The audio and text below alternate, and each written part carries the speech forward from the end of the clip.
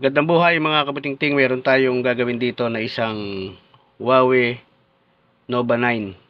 Ang problema nito,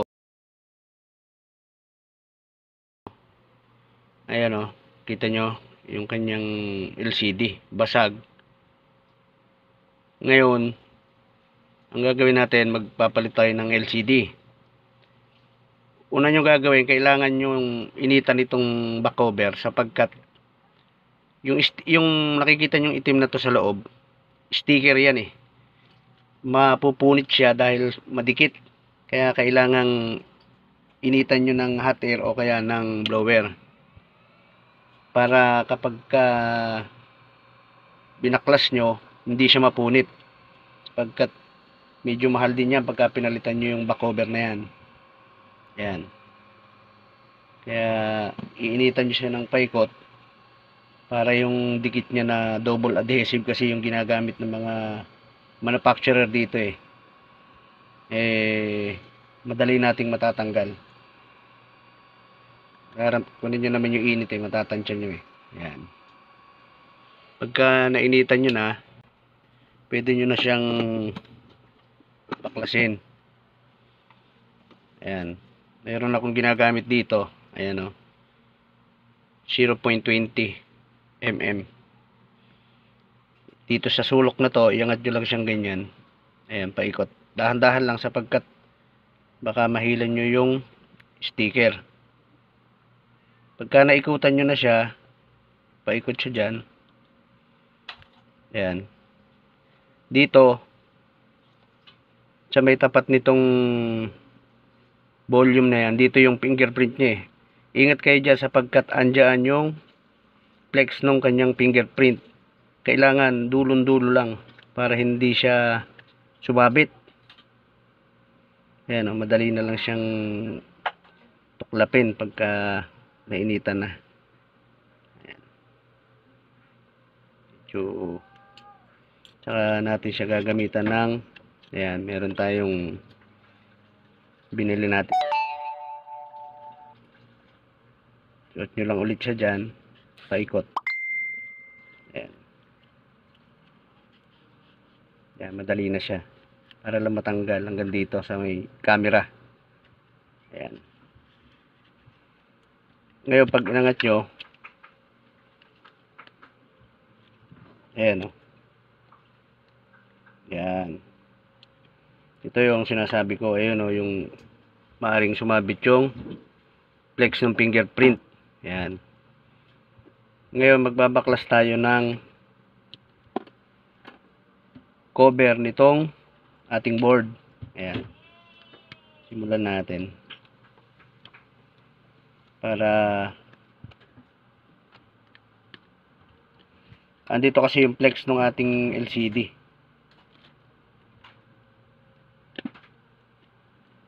Ayan, tatanggalin nyo lahat yung mga tornilyo para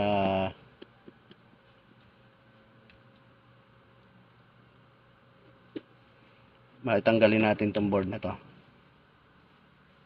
Andyan yung flex saka yung battery, flex ng battery.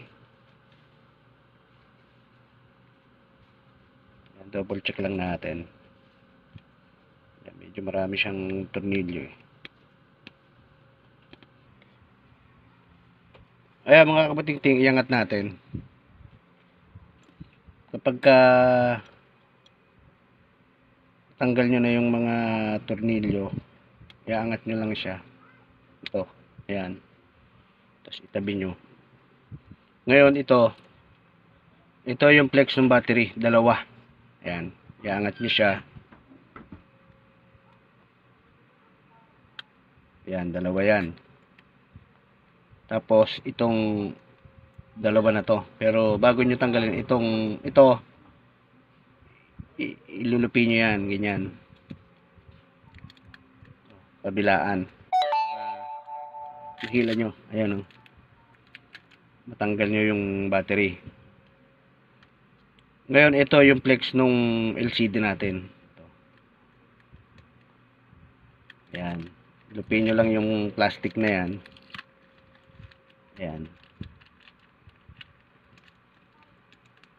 Tapos Ito. Ngayon, hindi na natin to iinitan. Kasi angat naman na siya eh. Ang gagawin natin, itutulak lang natin to. I-try natin itulak. Ayan. Tapos, bali, susungkitin na lang natin. Angat naman na siya eh. Magpapalit naman na tayo ng LCD. Ayan.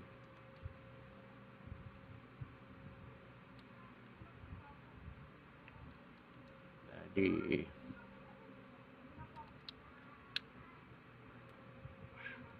ayan. Ngayon, pagdating dito, ingat kayo kasi maaaring masabit nyo yung speaker cover. Ayan.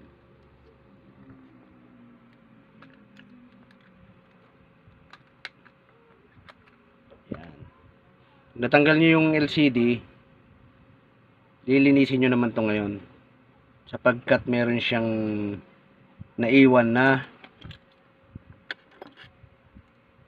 mga adhesive. Ayan. Simulan nyo rito. Kahit saan kayo magsimula dyan, basta malinis nyo lang siya ng paikot. Ayan. Meron naman siyang pinaka-guide. Tanggalin nyo lang yung dikit niya sapagkat kapag inilapat nyo yung bagong LCD, hindi siya nakaalsa, nakaumbok. Ayan o. Saktuhan yung LCD niyan eh. Pagka nalinis nyo na siya, hanggang dito, ayan o. Kasi may mga naiwan siyang mga dikit eh. Ayan. Pwede nyo rin siyang kapain, ayan o. Diba? Ngayon, pagka natanggal nyo na siya, susunod nyo yung LCD. Itatrial nyo muna. Huwag nyo muna siyang didikitan. Ngayon, ito yung LCD na bago. Ito yung luma. Kailangan parehas yan. Ayan o. Ngayon, itatry muna natin siya bago natin siya idikit. Ayan. Bali, ilapat nyo lang yung LCD. Para pagka baka madiinan nyo eh. Tapos, kabit nyo yung kanyang flex. Ayan. Saktong-sakto kailangan yan. Balik natin yung plastic. At saka yung kanyang battery. Ayan. Ang lapit ng battery nito. Dalawa yung flex niya, connector. Ayan. Ngayon, kapag ka naikabit nyo na pare-parehas, itatry nyo ngayon na i-on siya. Ayan. Yun. Ayan o, lumabas na yung Huawei. Hintayin lang natin na mag-open. 07. Ayan mga kabuting-ting o, nag-open na siya. Ayan. Kapag kaganyan, kasi yung application nito sama-sama eh. Ayan o. Pag kumuha kayo ng isang application na ganyan, igalaw nyo. Ayan o. Nakikita nyo. Kapag gumagalaw, kailangan paikot na yan. Gumagana yan para buong LCD natin okay siya. Ayan. Kumuha lang kayo ng isang application na ganyan. Ayan o. Ibig sabihin, okay yung LCD natin. Kaya ang gagawin natin, ipipix na natin. Ayan. I-off muna natin. Okay. At bubuuin na natin siya. Ang pangtanggal dito pala, mayroong nabibili na mura lang naman, yung plastic para pag sinikpat yung ganon, hindi siya mag-ground. Yung iba ang ginagawa, kuko. Eh, medyo mahaba yung kuko nyo, pwede. Ayan. Tanggalin muna natin. Para i-fix na natin yung ating ipapalit na LCD.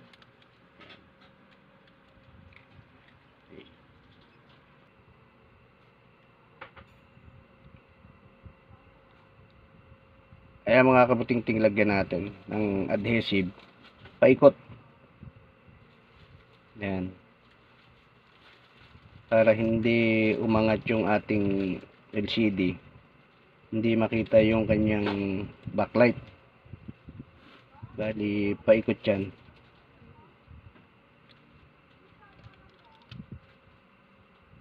Meron naman siyang pinakakanal eh.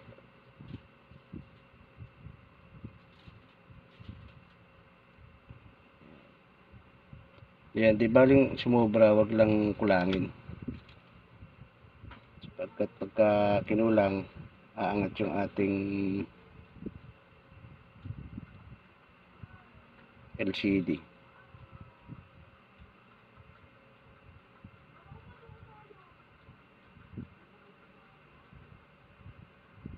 Yan. Konti na lang.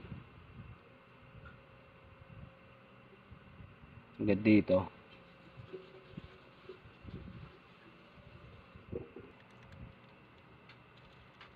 Kaya ngayong naikutan na natin, ipipix na natin yung ating LCD.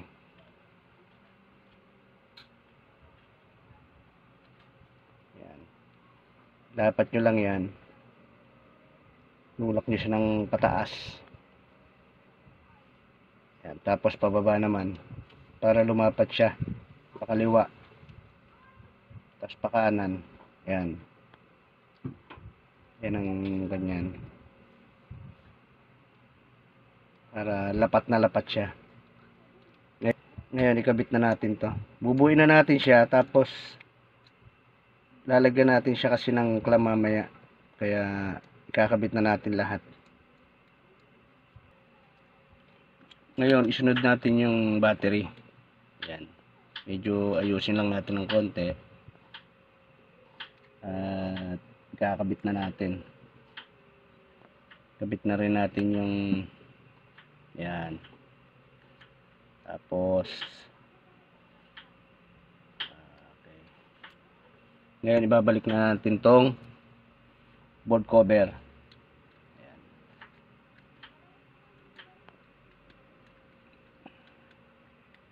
Double check natin ay maayos. Yun. Kailangan lapat na lapat siya.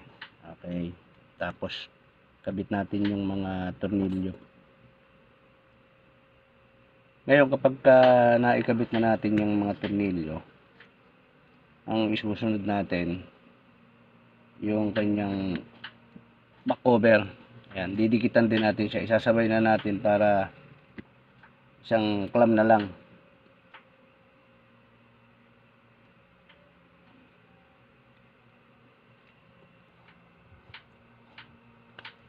Ayan, kailangan maikabit nyo lahat yung tornilyo. Double check nyo. Ayan, meron pa isa. Oh. Kailangan lahat ng binaklas nating tornilyo maikabit natin. Double check lang natin. Yan, okay na siya. Kaya medyo iayos natin yan para pagbabalik nung ngayon ito namang back cover ang lalagyan natin ng dikit. Paikot din yan para pinaka waterproof nya na yan eh. Pag natuyo kasi yan, goma yan eh. Yung adhesive natin eh. Paikot din siya para protection. Yan. Tapos lalagyan natin siya ng clamp. Ngayon ikabit na natin. Ayan, bali ganyan nyo siya para yan.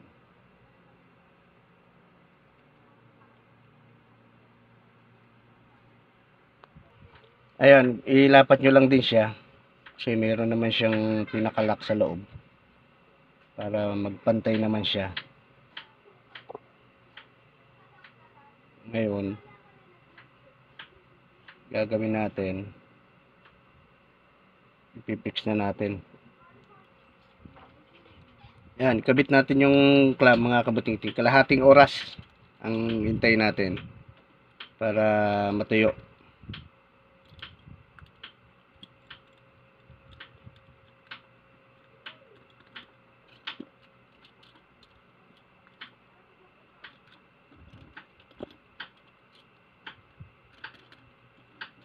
para lapat na lapat yung ating LCD.